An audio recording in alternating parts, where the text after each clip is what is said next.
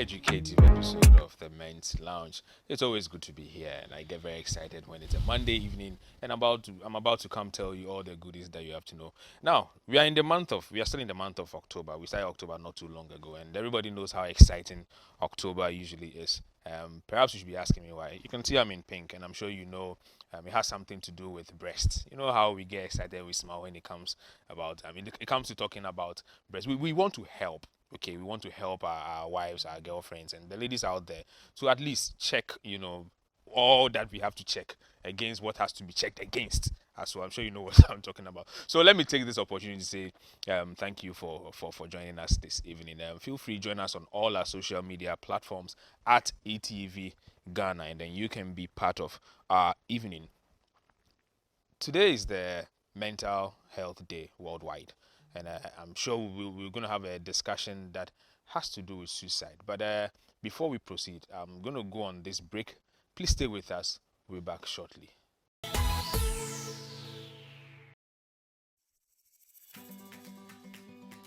There is no health without mental health.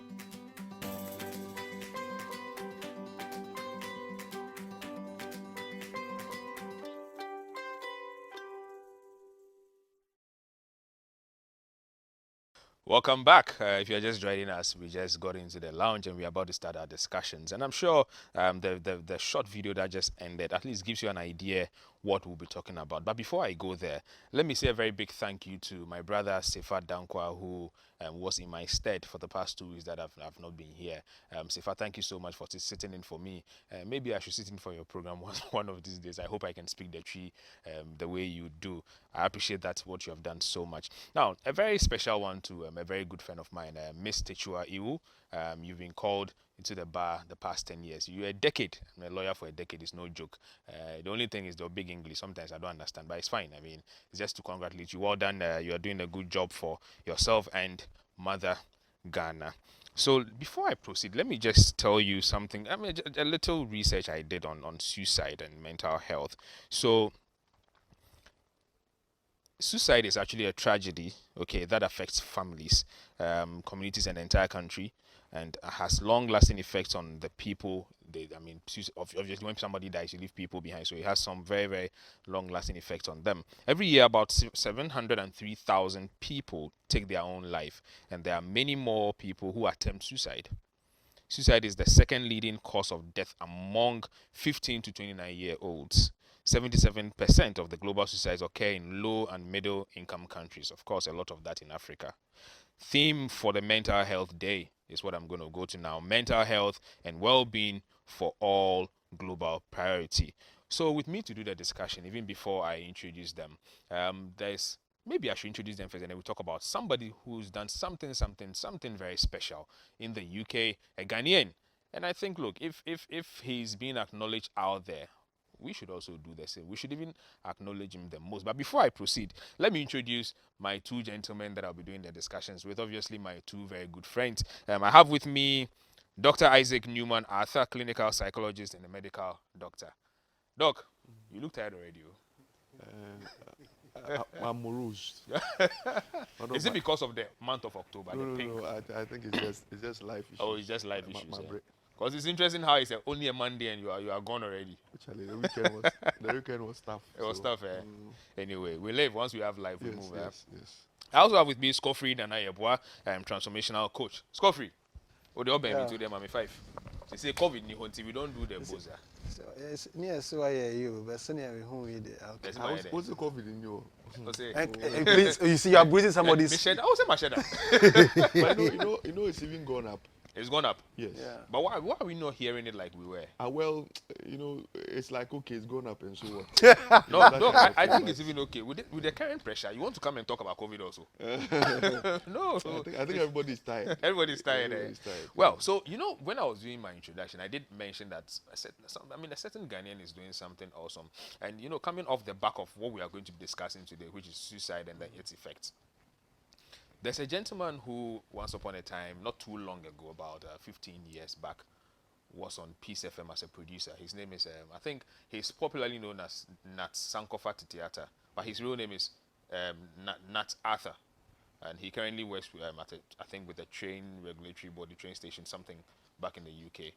He has a story that's been trending. Well, so those of you watching on the screen, you can see our brother, and he's done something awesome. I'll tell you about it. So this gentleman, out of some will of God, or should I say, his own thoughts, is able to identify sometimes people who who want to commit suicide at train stations. If you're someone who reads a lot and has heard a lot of most of these suicides, even in the UK, they like to do it a lot around the train stations where they time the fast moving ones, and then they throw themselves onto the lines, and then blah, they are gone.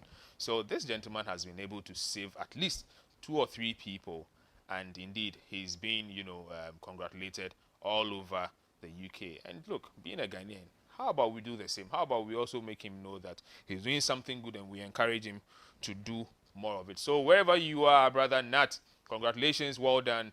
Keep the fire up, keep doing the good things that you're doing. You're affecting a lot of people. At least you are changing people's lives, and you are making people change their decisions and their thoughts on committing suicide. Thank you so much, guys.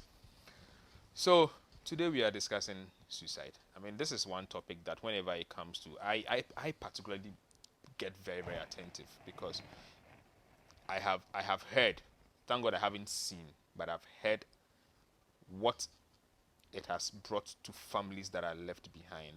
And it's no joke. I can cite a personal example where I've had to take care of a family for close to 2 years, paying for fees, and trying to support. And I asked myself, okay, so what if I wasn't there? How would these people, for no crime of theirs, how would they survive it? And indeed, when it gets to this topic, I become very emotional and everything. But it is worth talking about, especially amongst men. We carry the pressure, then we'll be hiding it in ourselves, and then we'll be moving on with it. And so that is what we'll be discussing today. So I'll just go straight to the point. I mean, today being World Mental Health Day, I'll start with Doc. He looks tired already. I thought it was because of the month of October, but he tells me something else, so it's okay. But the month of October is interesting, very interesting. Yeah. Yeah, I think generally there are all kinds of what do you call it, events in October. So World Mental Health Day, the whole month is for breast cancer awareness and all that. That one, very Yes, interesting I think one. there was this aged something. Also, too. in there I is think it's early October. It's early October, I think second second. or so. Yeah, So I'm not sure why they choose October for all kinds October of is all kinds of, and it's always packed. Yes, but I think all those topics are very, very important. Okay, so Doc, tell me, how have you celebrated today so far? I think I've been on shows, a lot of shows. Talking about This one is mental the final health. one, actually. There were some I had to even try and reject, about 2 of them. I'm glad you came because there. I couldn't go. Then also, thankfully, what do you call it? I'm the PR of Ghana Psychological Association. Yeah. So, Yeah. The video that was showed, I was even happy they showed it. Yeah. It's like something that we are sending around. So that one too was there. Is it a campaign you are doing for the month alone, or yes. it's a whole year thing? It's for the month. For the month. Because there are other things coming up that we are involved in. Okay, my personal contribution to it, I'll run it for you every week till the month is done. I'll be happy with that. Yeah. Then also, what do you call it? University of Professional Studies. Yeah. That's where I work. Okay. I'm in charge of their medical directorate, and this whole week is dedicated as a health week for the university. The Vice Chancellor, Professor Abednego, Ko Amati, very, very passionate about mental health issues. So gracefully we have the whole week as a health week. Today was the launch of the mental health, World Mental Health Day. Yeah. Then also the launch of the week, where there are all kinds of activities to create awareness on mental health issues on campus, Legon. So I've been involved in all those ones, and I think there was also a Zoom meeting on mental health something. So Ghana Psychological Association and UPSA basically have taken all my day today, and thankfully to you, you are ending it. I like the conflict. I didn't want this, unfortunately. That's what I wanted because I'm tired. But I think I understand why he looks so exhausted. I mean, I was wondering. That's why I kept saying, is it because of the month of October? But now I get it. But I'm glad you made it to the lounge. Thank you so much for coming. Scoffrey, mental health. Let's look at the trends today. It's one of the challenges that became so visible and alarming because of the pandemic. You know, the world at large have been paying lip service to this issue of mental health until COVID. Okay. You know, which blew everything up. We were all naked to the situation we see. As a result of that, in HR, something that's happened in the global market, what we call the Great Resignation. And one that has also surfaced is called quiet quitting. In our part of the world, it's even bizarre because they won't quit the job, they are not resigning, but they don't demonstrate the right attitude towards work, such that productivity is low, team bonding is low, homes are devastated. You see, and you look at our situation, how economic, whatever, are all tagging along.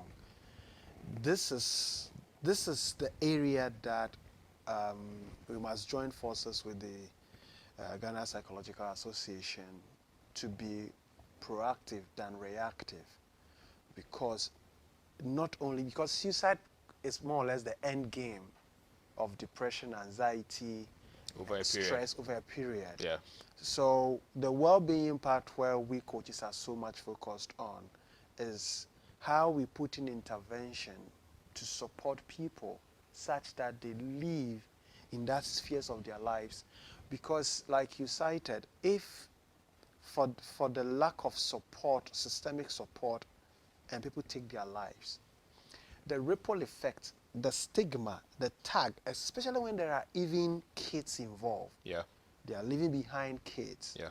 And like you alluded to, most suicide attempts are women.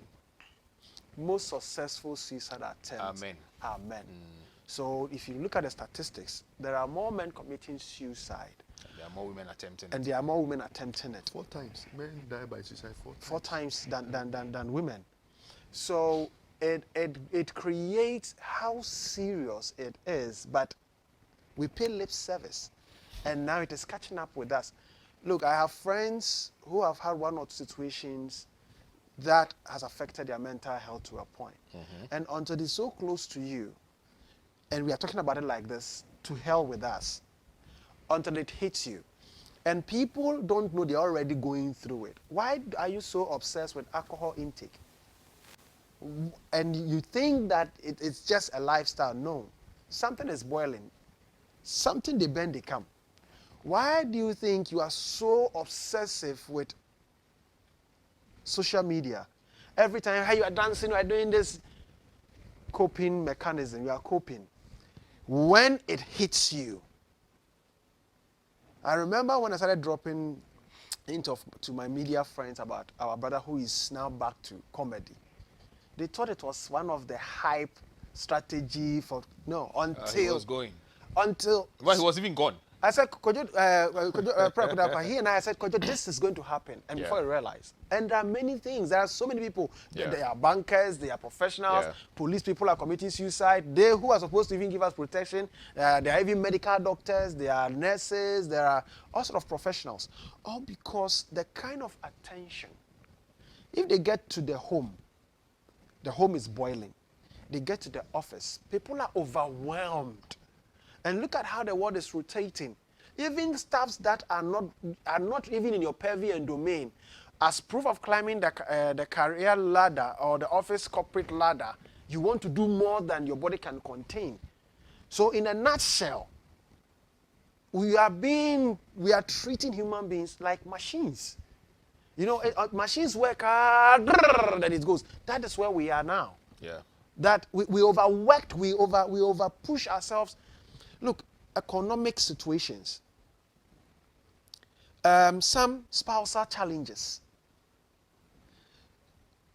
unemployment. So obviously, these are reasons that lead to even the thought. This is it because your parents have spent so much money on you. Yeah. Medical doctor. And You can't afford to be a failure. And our society have a certain stigma, a certain way we look at life and everything. You are 32, you are still not married, you don't have a child, you are a woman. You are 38, you are a guy, you are not married, you don't have a good job. The way we speak about you, these are the bedrocks that create horrible mental statuses. I have a passion, there's something I'm so passionate about. There's somebody who has worked entirely rigorously her life, and the bosses one day pass a very negative comment and they trip the person. Just like that. Just like that. So we set ourselves up to this fray, and like I said, conversations like this, people don't pay attention until it gets so close to them. And we are all on the threshold. We are all on the threshold of tripping. We are all there. And sometimes yours will trip and you lose it, but some too cannot take it and they take their life. Yeah. And at that point, they've already done it. What is left is the act. By the time they commit it, they've done it already there. So everything is done. It's just left with the act. Doc, why are men? Why do we feel so ashamed to talk about this?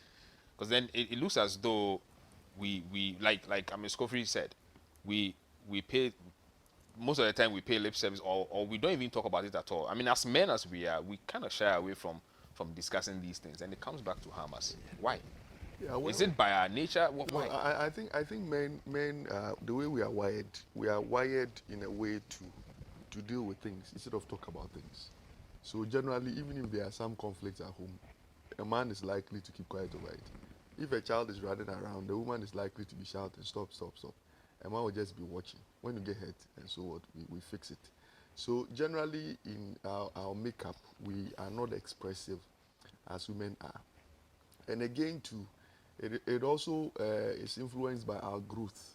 You know, when you're a child growing up, how you are emotionally developed, you know, from childhood affects you. So when a child does something or is crying, a female child is crying, they are likely to hug the female child, you know, and kiss the forehead and all that, my princess and all that. You know, a boy child, you are likely to ignore or say, you know, why are you crying? You know, man up or something. So our socialization creates problems for us. And again, too, you know, the emotional need of a man is so deep, but not expressed. And that is why a lot of men use all kinds of things to cope with their emotional gaps. So growing up, because of all the lack of hugs, lack of kiss, lack of, you know, warmth and love from parents, they create this emotional well. I call it a very deep pit. You know, that is in men.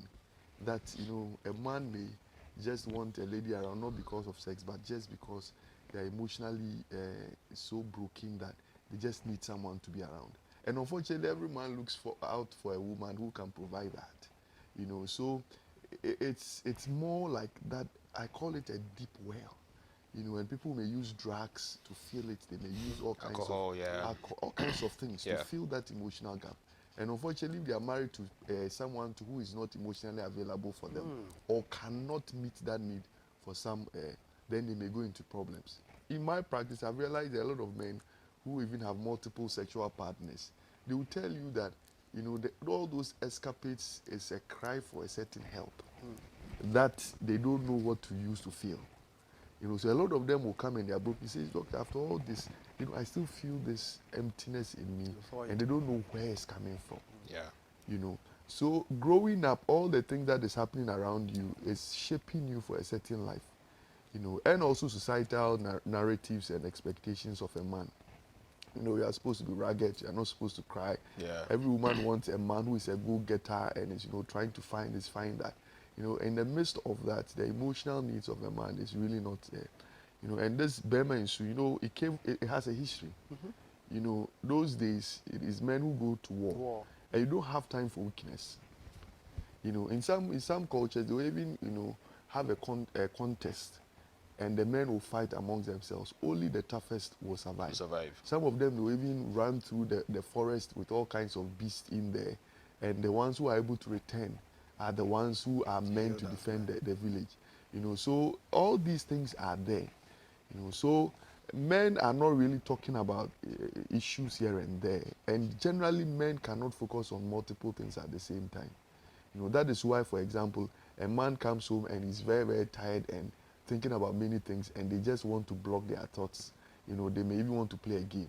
A lot of men can be on their phone and play all kinds of games so that they don't have to think. Yeah, yeah. You know, so that I tell you know, women or wives that, you know, when your husband comes home and is even playing games on his phone or on TV, just come and lie on his laps and shut up. You know, just come and lie on his laps and just shut up and not even make a sound, because you know they really don't want. It's like they've been beaten by the world. They are coming home to a hiding place. You know, and I read something about Samson. You know, anytime Something in the Bible. something comes up, you know, something negative comes to people's mind.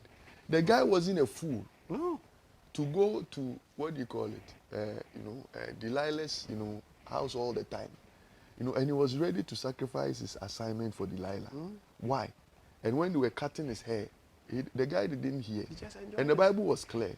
It says he was lying on the laps of Delilah. The laps of a woman represents peace and pleasure. So after fighting the world, he needs a hiding place.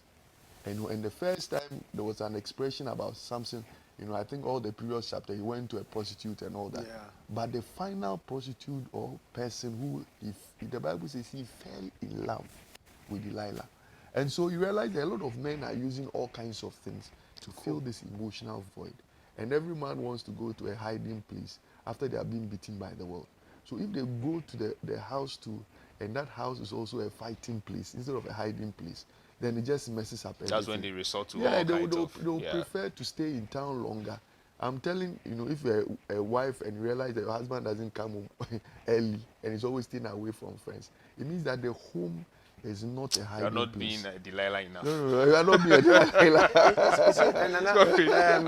Okay, you not finish up. And yet, because the hurt or the hurting person tends to hurt the other, men perpetrate more of abuse towards women because naturally, as we are wired, you want to release that which is bothering you. So I also joined forces with Doc to tell women that yes, the father of your child, you call him useless. Fortunately for you, you have a son. How you raise that son for somebody else's daughter is mission critical. Because we don't have any safe haven. Like you said, when you hit the boy, you are so, but when it comes to your daughter, you are careful. If you can gladly say, I love you to your daughter, but you all the pet names, but you don't have some for your son. And even some of us men are comparable to that because we don't know how to do it. But the mothers do it for the sons. We have not, oh. Kakrebi. Kakrebi. Kakrebi. Yeah. So I agree with Doc in this regard. I remember I was dealing with a friend recently, and I started troubleshooting as a coach, and I quickly knew where he was as a reflection to his childhood. So then I asked the question that concerns the childhood about living with the father or the mother. He said, I did not live with my mother and father, and I feel I was robbed of my childhood. I feel I was a mistake.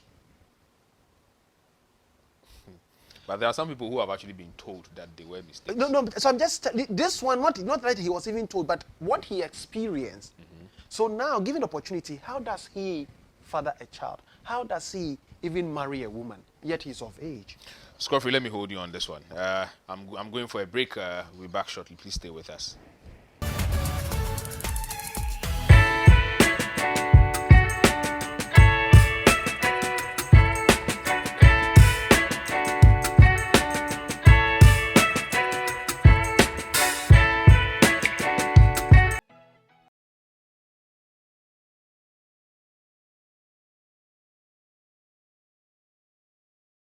Welcome back. If you're just joining us, we are still in the lounge discussing issues on suicide. What you saw on your screen a couple of seconds ago is an investment tip, and it says learn from your mistake. Don't repeat the same thing.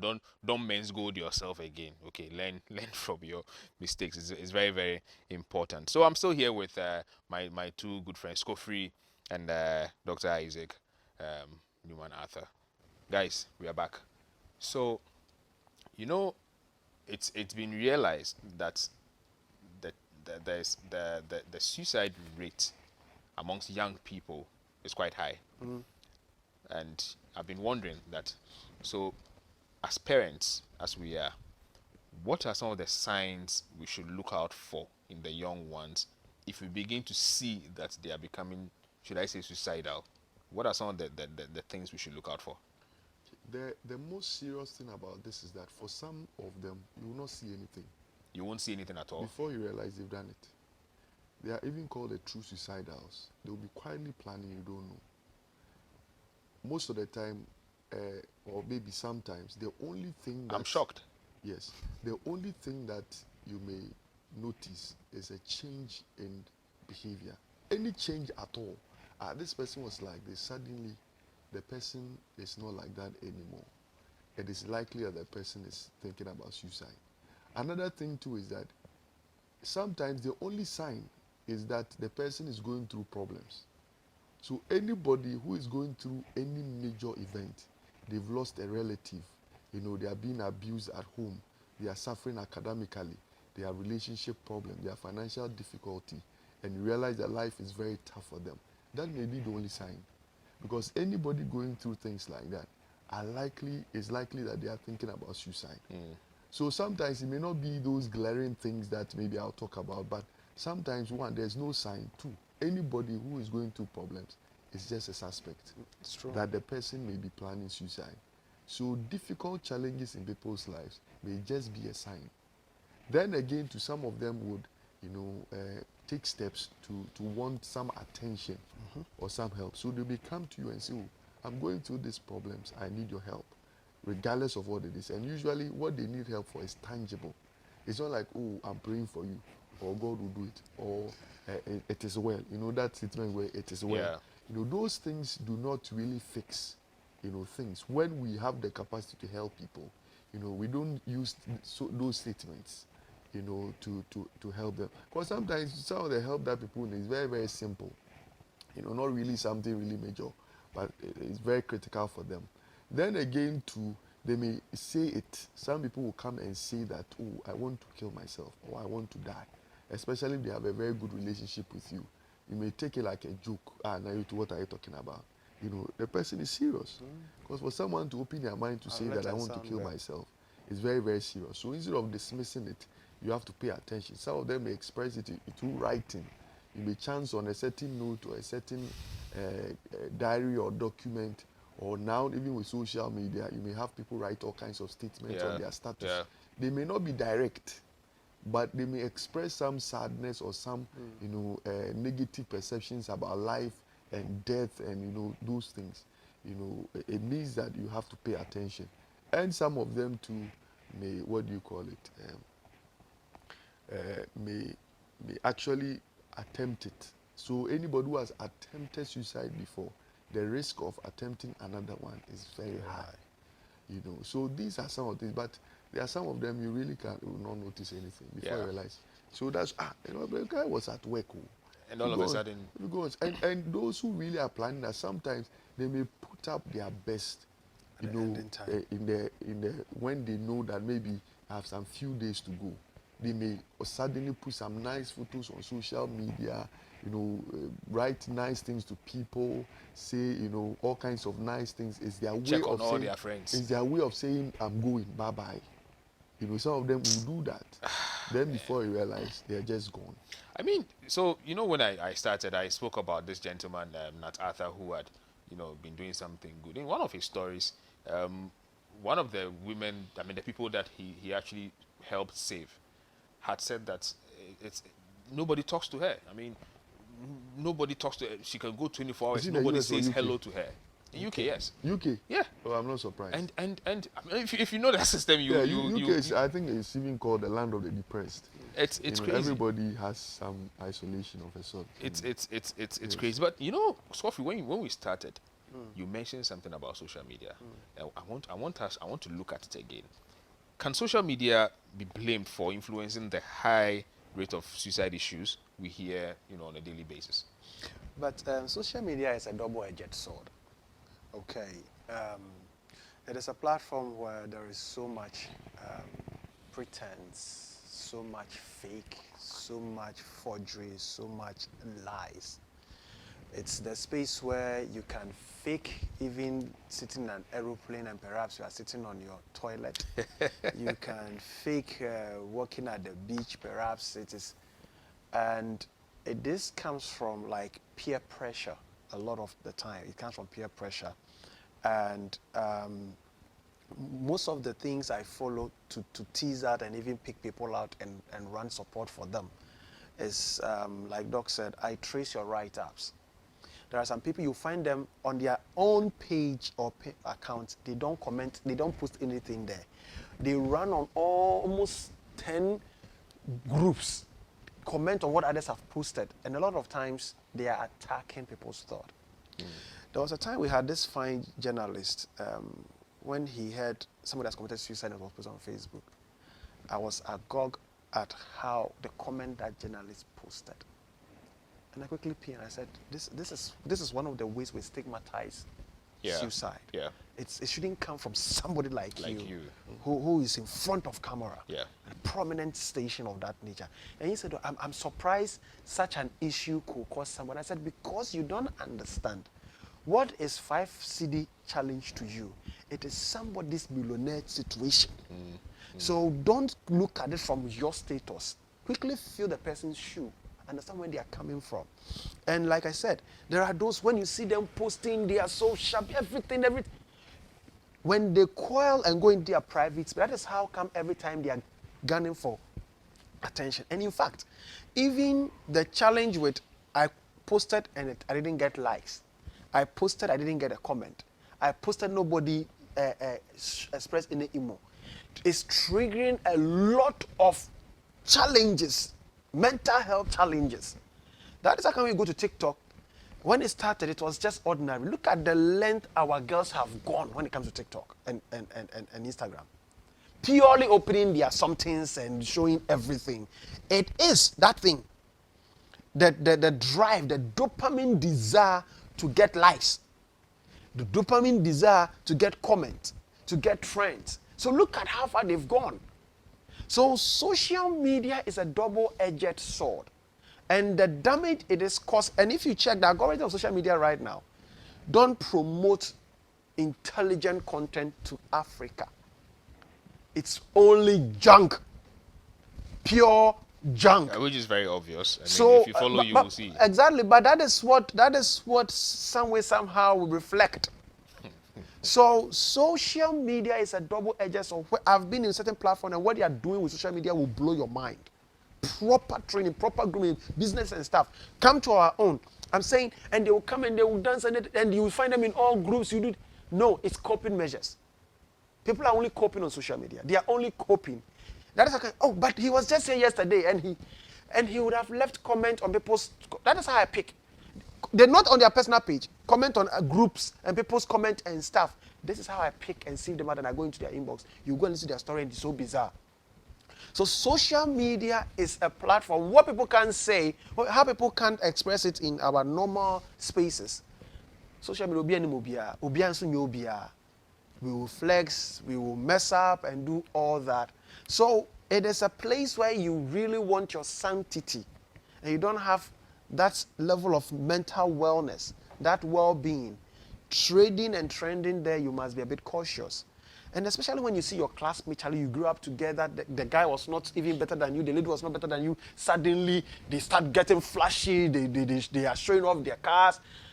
Even in our artists and entertainment industry, that is how come they consume so much, because to them it is competition. Yeah. But I can tell you, the creative industry, when they leave the stage and all the applause and everything is done and they enter their room, that is why they overdose on drugs. Yeah. Because the loneliness that grabs them, they begin to crave for attention, they begin to crave for communication, they want to control your life, because that is how they can get attention. All from social media. And the last thing is, you get so grooved into it that you lack sleep. And sleep is one way your brain find relaxation. So when you deprive your body of sleep, and you deprive it of eating well, you are done. Doc. Let me make a quick comment. There was this write-up I saw that talked about the fact that majority of people who are addicted to social media, they are suffering from depression. Yeah. And they use social media to cope. To cope. Yeah, yeah, and that's. I mean, it's obvious if you actually look at the trends of what's been going on now. A lot of artists. I mean, obviously in the entertainment industry, for example, you go to an event, get on the stage, you don't seem to get the applause that you expected. You go back and you're wondering what happened. Yeah. And then, I mean, well, I don't want to be in their shoes, but I pray it goes well, and I hope they also get to learn. The phone lines are open. Feel free, call us. You can ask Dr. Isaac or my brother Scofrey any question, anything that has to do with suicide. Please call and ask. The number is 0555 65 7278. 0555 65 7278. Doc, suicidal behavior and then mental disorder. Any correlation? So suicide, it's also a mental health problem. Okay. You know, so suicide-related issues is a mental health issue, and that is why decriminalization of attempted suicide is the right way to go. You know, so for us, suicide is a psychological emergency, just as heart attack is a medical emergency. All of them are emergencies.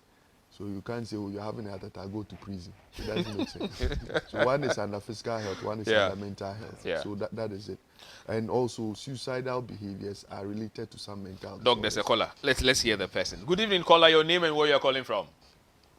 Good evening. My name is Nana from Can Kumasi. you please speak a little louder so we can hear you Yeah, better? the name is Nana from Kumasi.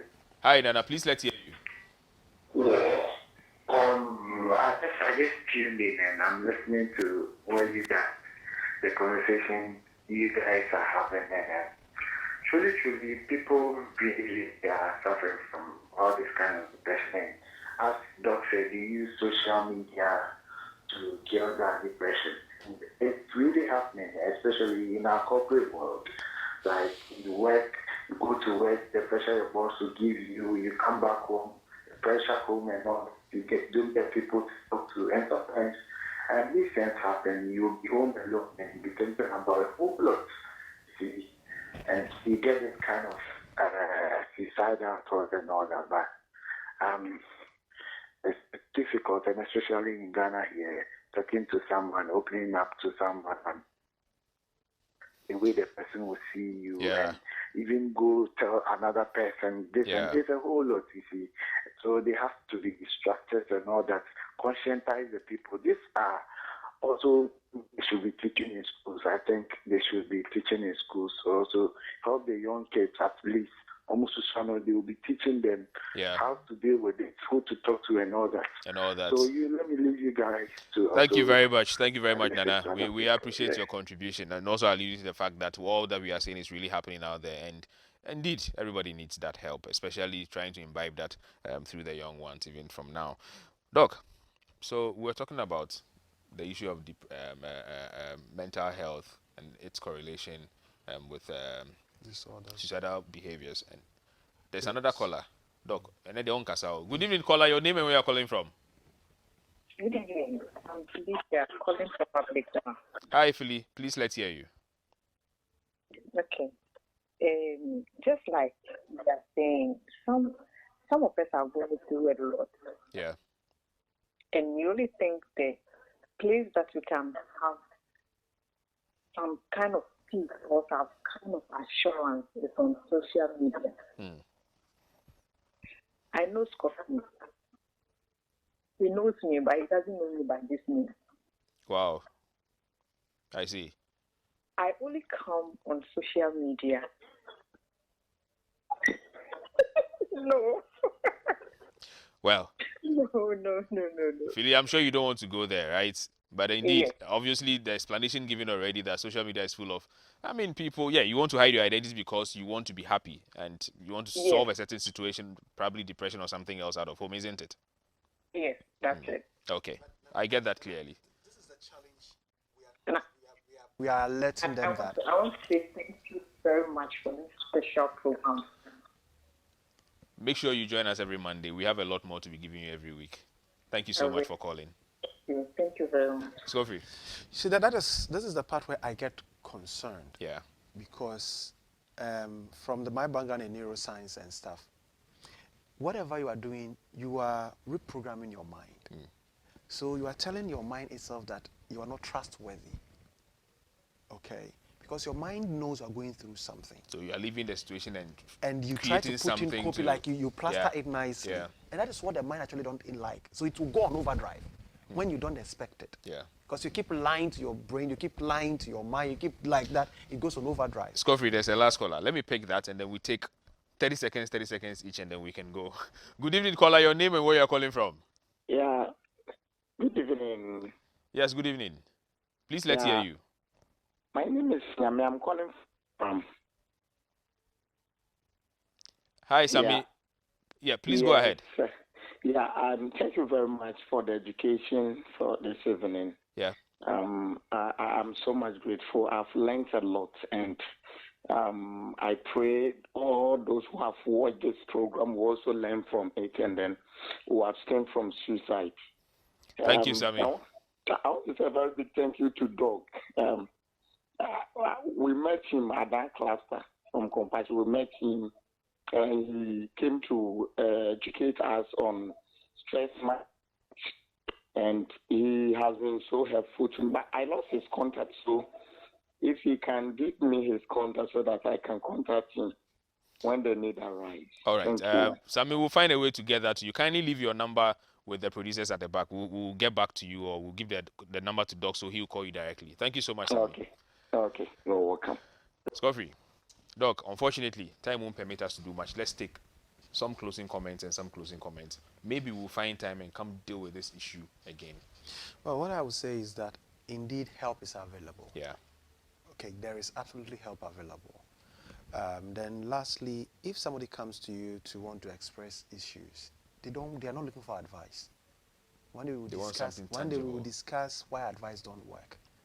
They are not looking for advice. They're looking for an ear, or what we call in Healing of Memories, a heart that can just listen. Okay. There are people who have never had anybody listen to them before. Okay, there are people who are going through things, all that they want is somebody just somebody to listen to them. Yeah. So basically, when somebody comes to you, just listen. Listen. And like Doc said, not everything is mpaibo. If the person is hungry, they only need kinky and fish to eat first before there's even a prayer, not prayer man. So basically, that's what I would say. There is help available. Right, there's help available. That's what Scoffrey tells us. Doc. Yeah, so one of the things that is very common with those who have suicidal, ideation, is that they lose hope. And so I would tell anybody watching us that so far as there's something called tomorrow, something good can come up. Yeah. And we don't have to give up. I have had suicidal thoughts before, many years ago. Of course. And now when I look back, I said, hey, if I killed myself. Oh, no. So far as there is something. You won't be here to be sharing this with us. So far as there's something called tomorrow. Yeah. There is hope. Anything can change. All right. Thank you very much, gentlemen. Thank you, Doc. Thank you, Scoffrey. And thank you all for spending your time to watch us this evening. Yes, there's help and there's hope. We'll be back next week with something good, as always. Please stay safe. Take good care of yourselves. Yeah, the economy is quite tight, but hey, you don't have a choice. Let's manage. We'll see you next week.